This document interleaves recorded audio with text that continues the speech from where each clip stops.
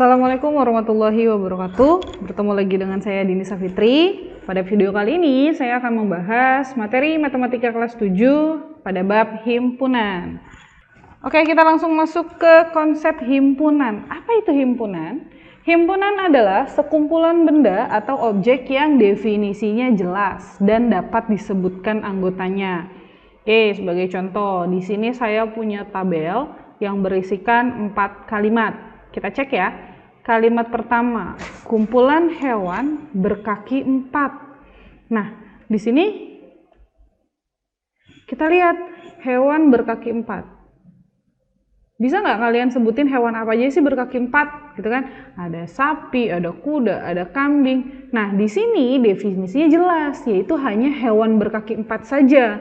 Dan anggotanya juga bisa kita sebutkan, maka ini termasuk ke dalam himpunan. Gitu ya. Lalu kalimat yang kedua, kumpulan makanan enak. Apakah ini masuk ke dalam himpunan? Nah, ini masuk ke dalam yang bukan himpunan. Kenapa? Karena kalau misalnya nih, contoh, saya suka mie ayam, tapi kamu tidak suka mie ayam. Saya bilang mie ayam itu enak, makanan itu enak. Tapi kalian belum tentu mengatakan bahwa makanan itu enak, gitu ya. Jadi makanan enak ini tergantung definisi masing-masing, kesukaan masing-masing. Maka dia bukan termasuk himpunan. Lalu yang berikutnya adalah kumpulan wanita cantik. Nah, ini juga sama, gitu ya. Ketika saya mengatakan, wah dia cantik sekali, belum tentu kalian mengatakan dia juga cantik, gitu. Maka ini bukan termasuk ke dalam himpunan. Yang berikutnya adalah kumpulan bilangan lebih dari 0. Bilangan yang lebih dari 0. Bisa nggak kalian sebutin bilangan berapa aja yang lebih dari 0? Kan ada 1, 2, 3, 4, 5, dan seterusnya. Maka anggotanya jelas dan bisa disebutkan. Maka ini termasuk ke dalam himpunan.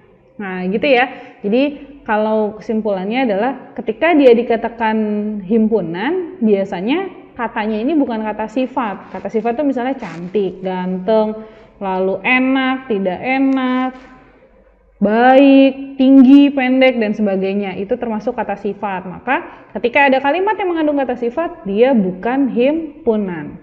Oke, kita next ke penyajian himpunan. Nah, di sini langsung aja saya punya contoh. A adalah himpunan bilangan genap kurang dari 10. Nah, untuk menyajikan himpunan, ini nanti ada 3 cara. Kita akan bahas satu persatu. Cara yang pertama adalah dengan menuliskan anggotanya. Dikatakan bahwa A ini adalah himpunan bilangan genap yang kurang dari 10. Maka kalian bisa menyebutkan bilangan berapa aja sih yang kurang dari 10, namun dia termasuk bilangan genap. Nah, di sini jawabannya adalah 2, 4, 6, dan 8. Kenapa 10-nya tidak dibawa, tidak diajak? Karena dikatakan bahwa ini kurang dari 10, bukan kurang dari sama dengan. Nah, untuk penulisan himpunan, di sini kita menggunakan yang namanya kurung kurawal. Nah, ini kurung kurawal, lalu simbol himpunannya kita gunakan huruf besar atau huruf kapital, gitu ya. Jadi ini maksudnya adalah anggota dari himpunan A adalah 2, 4, 6, dan 8. Nah, jumlah anggota himpunan ditulis dengan N dalam kurung titik-titik. Nah, titik-titik ini adalah diisi oleh nama himpunannya. Kalau misalnya himpunan P berarti NP, gitu ya. Berarti di sini NA. Jumlahnya ada berapa? Di sini 1, 2, 3, 4. Maka NA sama dengan 4. Gitu ya. Lalu penyajian himpunan yang kedua adalah menuliskan sifat anggotanya. Nah, himpunan A sifatnya adalah bilangan genap kurang dari 10, gitu ya. Lalu yang ketiga, dengan menuliskan notasi pembentuk himpunan. Nah, untuk notasinya di sini bentuknya seperti ini nih. Ada kurung kurawal pasti ya, karena ini menandakan dia himpunan. Lalu ada tanda garis seperti ini nih. Ya, ini dibacanya adalah sedemikian rupa, gitu ya.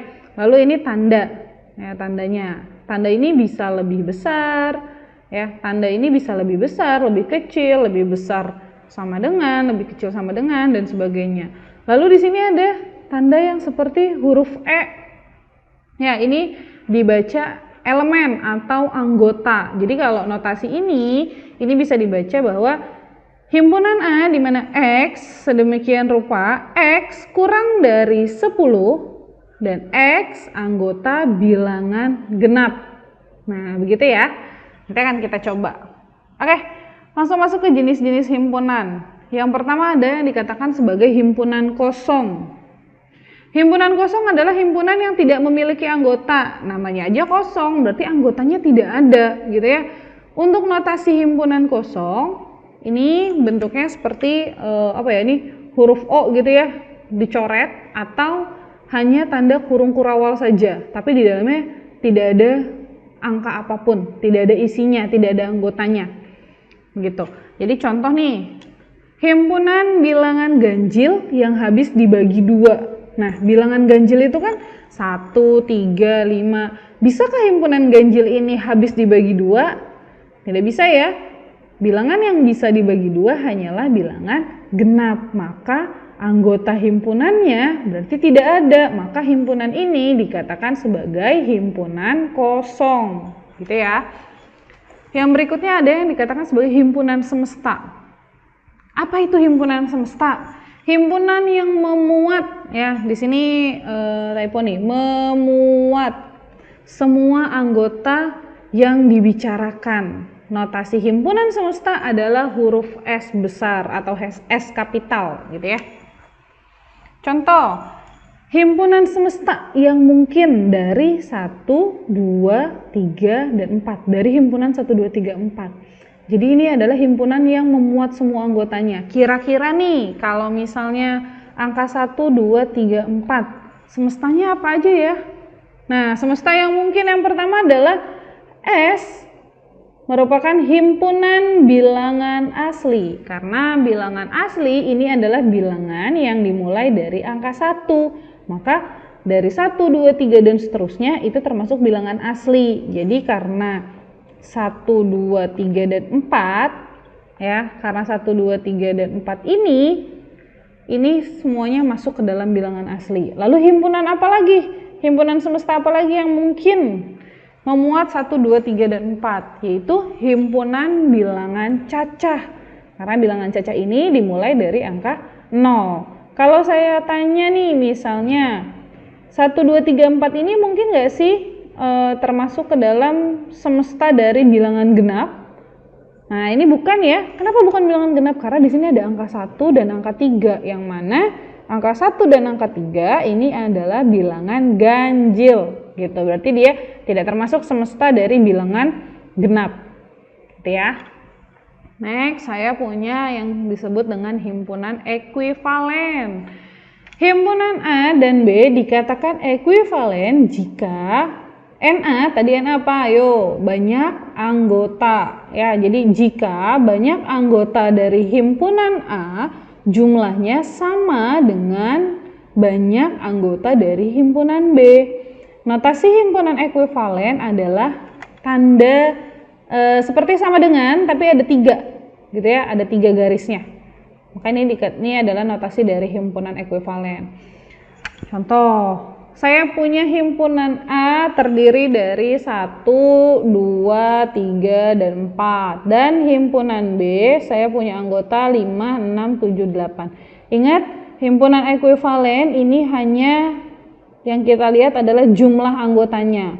Sekarang lihat yang A, 1, 2, 3, 4, maka jumlah dari anggota himpunan A adalah 4. Nah, sekarang kita lihat himpunan B, 5, 6, 7, 8. Banyak anggota himpunan B adalah 4 juga, maka dikatakan bahwa himpunan A ini ekuivalen dengan himpunan B. Gitu, gampang ya. Jadi ekuivalen ini yang kita lihat hanya banyak anggotanya saja yang kita bandingkan.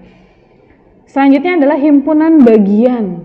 Himpunan A dikatakan himpunan bagian dari himpunan B jika setiap anggota himpunan A adalah anggota himpunan B. Jadi gini, kalau misalnya ada 2 himpunan, lalu himpunan A ini anggotanya ada di dalam himpunan B, maka dikatakan bahwa himpunan A ini anggota dari himpunan B. Contoh, oke, di sini ada notasi nih. Notasi himpunan bagian adalah seperti huruf C, gitu ya, seperti huruf C, tapi kita lebih panjangkan lagi kaki-kakinya ke samping. Nah, jadi bentuknya seperti ini. Contoh, saya punya himpunan A 1, 2, 3, 4. dan himpunan B anggotanya 1, 2, 3, 4, 5, 6, 7, dan 8. Sekarang kalau kita lihat nih, himpunan A 1, 2, 3, 4. Yang mana 1, 2, 3, 4 ini juga ada di dalam himpunan B, gitu kan? Maka dikatakan himpunan A merupakan himpunan bagian dari himpunan B, gitu. Jadi A ini bagian dari B karena semua yang ada di A ada juga di B, gitu ya.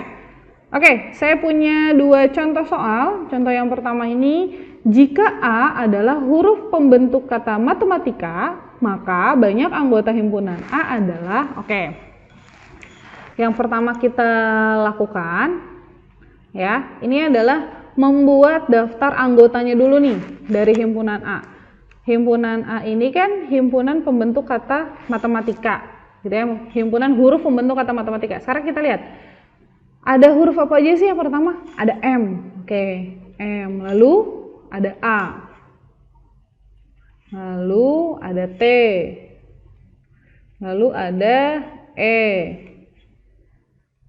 Setelah E ada M lagi. Nah, karena ini M-nya udah ada, maka tidak perlu kita tulis lagi, gitu ya. Lalu ada A lagi, di sini sudah ada, berarti tidak perlu ditulis. Ada T lagi, di sini ada, berarti tidak perlu ditulis. Lalu ada I, nah di sini belum ada, maka kita tulis I. Ada K, kita tulis huruf K. Ada A, di sini ada, maka sudah, inilah anggota dari himpunan A. Yang ditanya adalah banyak anggota dari himpunan A. Nah, tinggal kita hitung 1, 2, 3, 4, 5, 6. Jadi banyak anggota dari himpunan A adalah 6, gitu. Bisa ya? Contoh yang kedua, tuliskan anggota dari himpunan B yang mana X kurang dari sama dengan 9 dan X anggota bilangan asli. Nah, kita disuruh menuliskan anggotanya nih, ya. Kita jawab. Maka anggota dari himpunan B, lihat di sini. Ya, yang jadi patokan kita di sini.